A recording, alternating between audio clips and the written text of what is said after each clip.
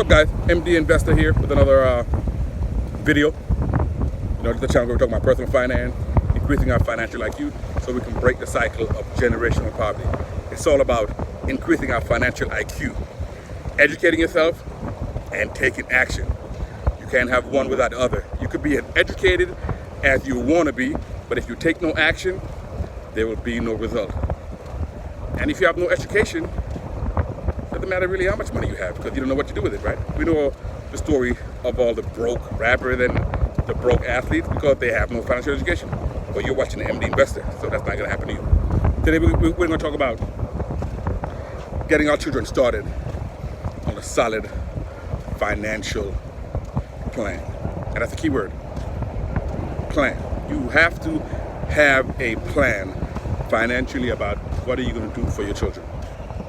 You live in a capitalistic society. It's about capital. It's about investments. It's about ownership. So, that's fine. You're teaching them the reading, writing, and arithmetic. That's fine. Study hard, get a job. That's fine. But you're going to have to do something else more than that.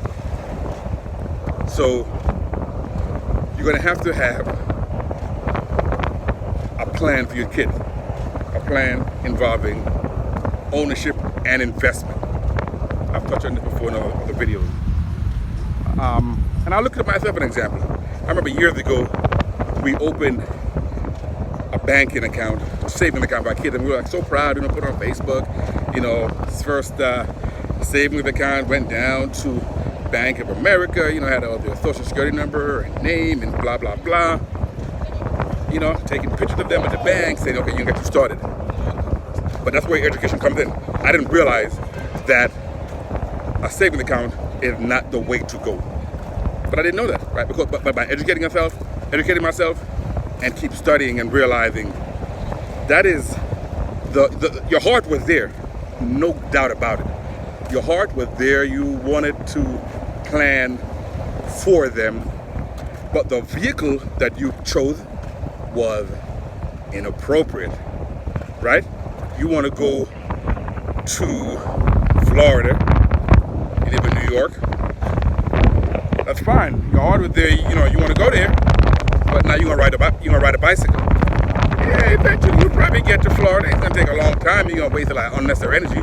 If you're gonna go to the airport and get a flight, it'll be a much better plan. Okay? The accounts is just a vehicle, right? You want financial independence. That's the ultimate goal. But the vehicle you chose is a savings account, and that ain't gonna do it.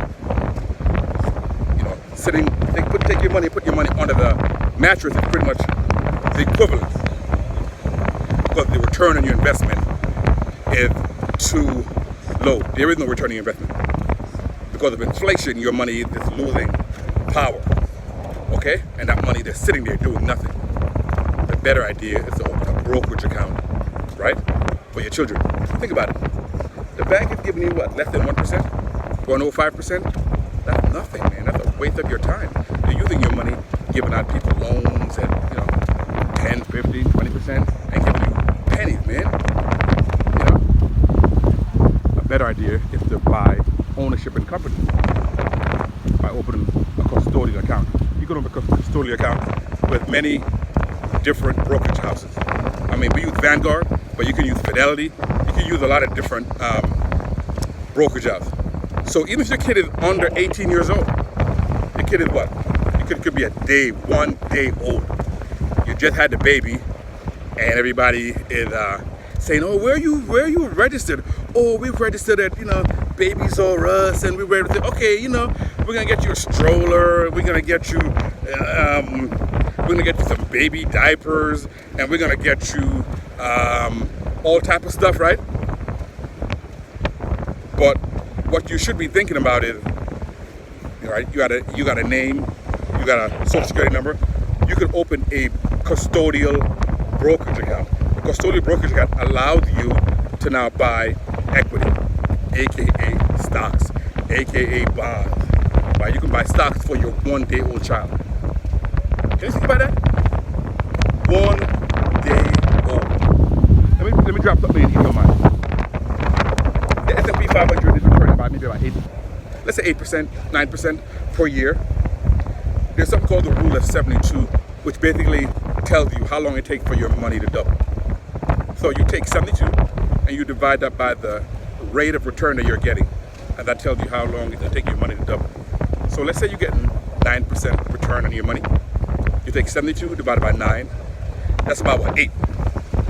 So if you put your money S&P 500 index fund and you're getting 8% return, your money will double every 9 years.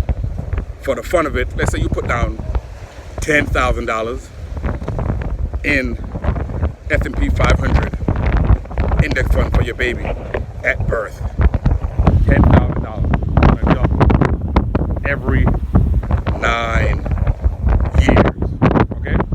So at age 0, $10,000. Age 9, $20,000, right? Because your $10,000 double to $20,000. Age 18, one more double, $40,000. Age, what's 19 plus 9? Age 28, you're gonna have $80,000. Wow. Wow. Okay. Wow. Now, where am I now? I'm at age 28. Age 28. Now we got $80,000. Okay. And age what am I? It's like 37 now? You got $160,000. And now at age, where we now, like 46? You got like $160,000. My point is, all this doubling is going on, and they're not working. So what's going on? That's what you call the magic of compound interest.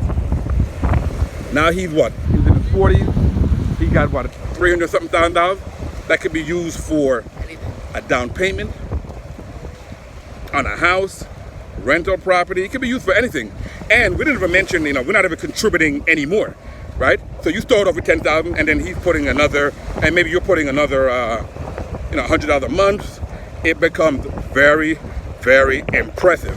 All right, that's what you call compound interest, right? That ain't gonna work with your savings account. You put that money in there, it's gonna be sitting there, and because of inflation, that money's gonna be losing power. Yeah, that $10,000 not gonna be there, but it's not gonna be able to buy $10,000 worth of products and services. Why? Because inflation. Inflation is like what, 3%? Even now, it's probably higher. So what you gotta do, guys, for your children, for your grandchildren, right? For your posterity, right? You gotta begin to, forget about the savings account. Let's talk about the brokerage account, okay? You got your social security number, you got their name, go to Vanguard or whatever else you want to use, go to TD Ameritrade, go to Fidelity, whatever, and put it in, and also to make it automatic, right? Every month, $100, $200. When that kid is 18, 19 years old, they're gonna thank you. Mom, dad, granddad, I appreciate it so much, right? And then when they become 18, that custodial account now turns over to them when they reach what they call the age of majority, depending on your state. 18, but it could be 21, depending on the state. And then guess what? They can continue this when they get their job, right? You hand them off now an asset of $300,000, $400,000, $500,000, and you can add to it, right? The Bible says that a good man leaves an inheritance to his children's children. So he jumped over your kids, because that's expected. But now to your grandkids, you're leaving, asset, right? So something to consider, guys, a custodial brokerage account for your children, okay? It'll make the difference, okay? It'll make the big difference. Again, guys, MD Investor is trying to educate ourselves by increasing our financial IQ, taking action so we can break the cycle of generational poverty. And you know what I always say, guys? Continue to command your money to grow, and I will see you on the next one. MD Investor out.